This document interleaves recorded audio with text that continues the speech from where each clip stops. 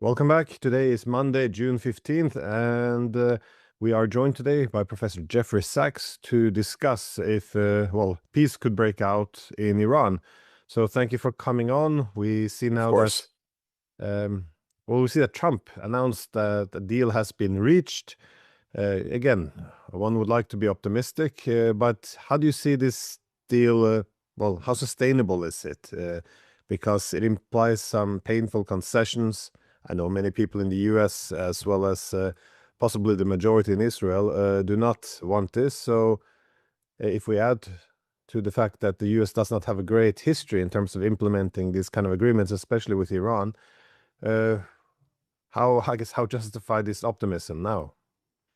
Well, of course, we have to be extremely cautious because the details of what has ostensibly been signed, and now all parties, Iran, the United States, and Pakistani mediators have said that an agreement has been signed. We don't know the details, and it comes in many stages. And from what we do know, and in any event, it could fall apart quite easily. So what do we know? We know that the three sides have said that there will be a ceasefire, and the three sides that have talked about this, I should say, two of the antagonists, the U.S. and Iran, and the third being the mediator, Pakistan. This does not include Israel, so Israel is not a formal party to this agreement as far as we know. The agreement seems to call for an end of hostilities. The phrase that the Pakistani announcement used was a permanent end to hostilities. It ostensibly comes in phases, two broad phases. One is to reopen the Strait of Hormuz and the international oil and gas traffic. And the second phase is about the nuclear issues. It seems, according to the announcements, that the agreement does not include other kinds of demands that the United States had once upon a time put on the table about Iran's missile systems or its support for other groups in the region, such as Hezbollah. So it seems to be a two-stage agreement, one to open the Strait of Hormuz, and second, to then negotiate over a period of 60 days the some kind of resolution on the nuclear issue, in which Iran would, in some sense, irrevocably, but not produce or procure through purchase or other way a nuclear weapon, and U.S. and other international sanctions, economic sanctions, would be dropped. So that's the basic framework. Within that, there are many statements, but not so much clarity. How will the Strait of Hormuz be governed going forward? It seems from the Iranian side that Iran says this is not an international waterway. It's a waterway shared by Iran and Oman, and we will have co-responsibility for that. Whether that is somehow inscribed in the agreement or not, we don't know.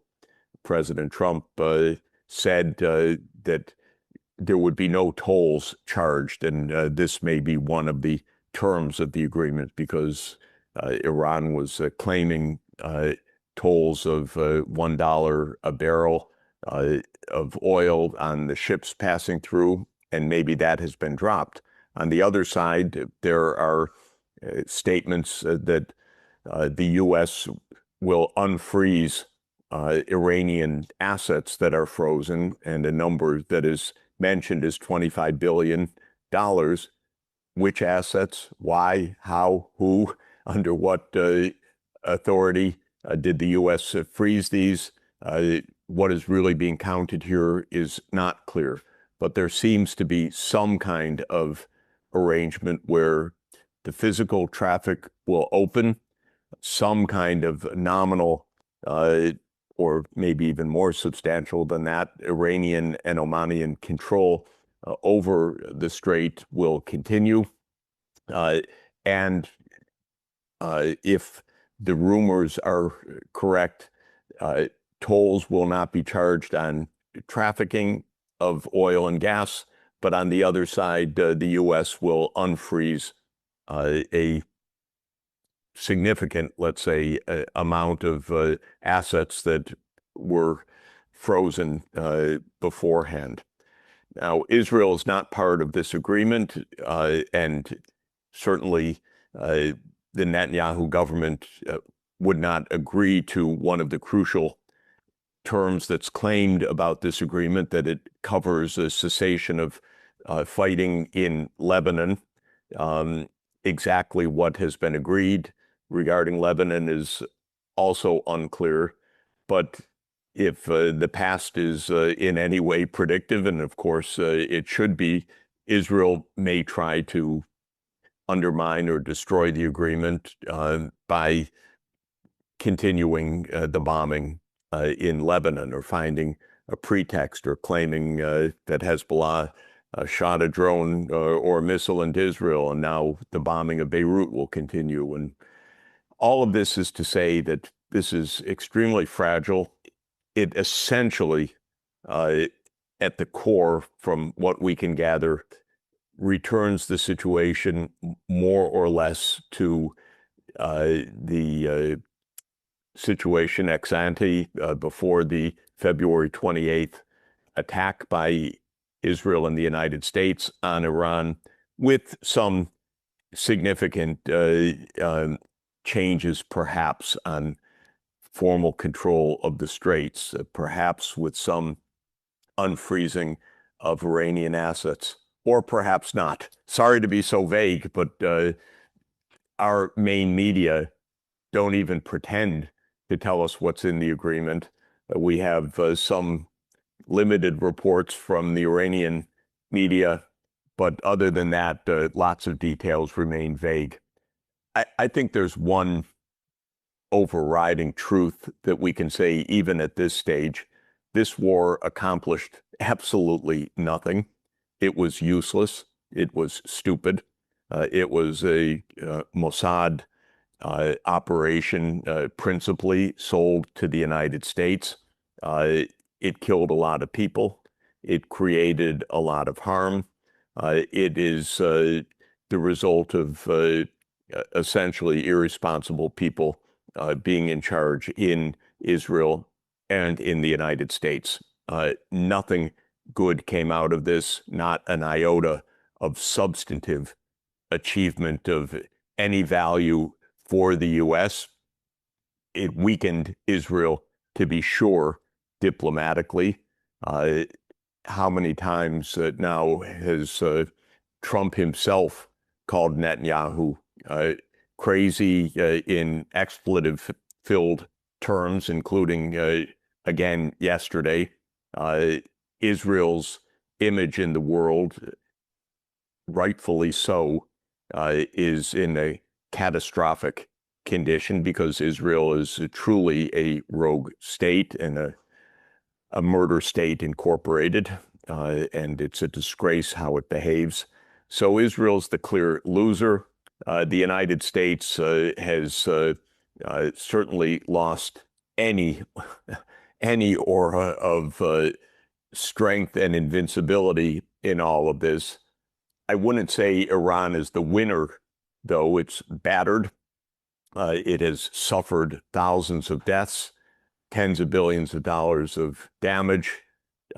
Wars can produce just losers, and this is what this war did. This was a lose-lose war, stupidly launched by Israel and the United States. It accomplished absolutely nothing, and whether it's over, of course, remains to be seen.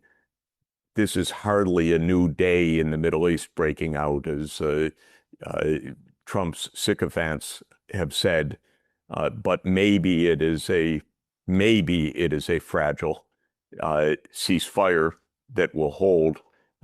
My inbox is already filled with people saying it will fall to pieces within 48 hours. It's a pretext. It's a ruse.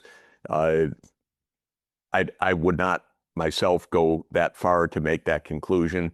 Both sides, Iran and the United States, have a good reason for the fighting to stop. And so maybe the fighting will stop.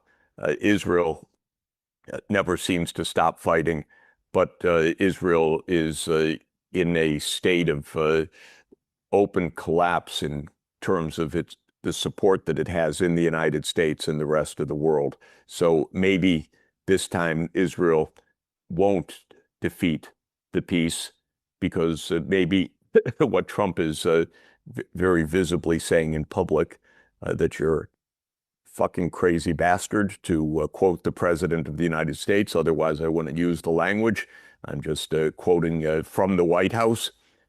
Maybe that actually reflects the fact that with American politics the way it is, and with an upcoming election, and with Trump's approval ratings in a steep descent, there isn't a mood for Israel to play its typical disastrous games. Well, you mentioned this vagueness in terms of what the deal would entail. I think that's almost required now, because there's a lot of painful concessions. For example, in the Strait of Hormuz, they say, yes, there won't be a toll, but a toll suggests it's mere cost for entry. But there will be a fee, and it's which would suggest, I guess, operational support. I mean, it's not legally, it's not a nothing. It means it entails the navigation assistance, rescue operations, environmental protection, different security issues. So there is a legal distinction between a toll and a fee, but at the end of the day, the fee did not exist before this war, and it will exist after. So for Exactly. Trump, it will be a concession. It will be a loss. It's just going to be hard. The way he has talked about this war and the outcome over the past few months, you would think he will meet a lot of opposition once the details start to come out to the front. I mean, it would be a minefield. Yeah, and two kinds of opposition. Of course, we have the Zionist lobby, which will openly attack the deal as a concession to the evil regime. And there will be, of course, eventually, if our media ever get around to it, and if there are at least a few politicians that are not pathetic in our country, questioning what the hell just happened. Why did we do this? What kind of absurd war was this, launched single-handedly by the President of the United States, without any public backing, without any congressional backing, without any clear explanation, with the statements at the beginning that the goal was regime change and unconditional surrender, and all of the claims that were made, and none of those was achieved. So in this sense, of course, there deserves to be and will be criticism, but we certainly are not at the end of the Zionist lobby in the United States either. Yeah. Well, I think people always could lure into these wars because of the way political discourse is now. I mean, you notice when they attacked Iran, essentially the logic was, well, if you support it, then you're pro-Israel. If you're not supporting it, then you're pro-Iran.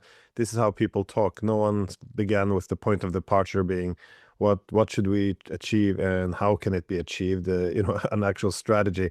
We do the same with the war against Russia. That is, the language on use. If you support actions, that should signify whether you're for or against, or pro-Russian or pro-NATO. But at the end of the day, it doesn't mean anything what your position is.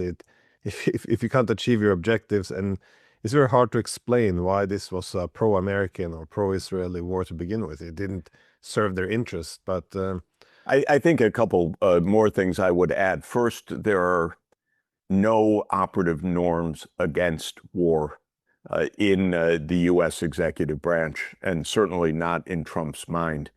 So the idea that you bomb places, kill people, assassinate people, this is a norm. There's no sense in which any single American official would say, oh, but the UN Charter doesn't allow that. That statement doesn't exist. We are led by gangsters and with a gangster mentality. Do what you can, get away with what you can. Anyone else is a sucker. Don't be stupid. There's no international law. So first, there are no norms against this. There's no moral compunction, legal compunction, need to justify other than victory itself.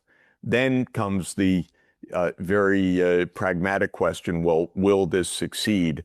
And I think it's probably the case that Trump was on a drunken high from delusional high, let me say, from Venezuela, in which some kind of inside operation between the CIA and the Venezuelan government agreed to the removal forcibly of the president of the country.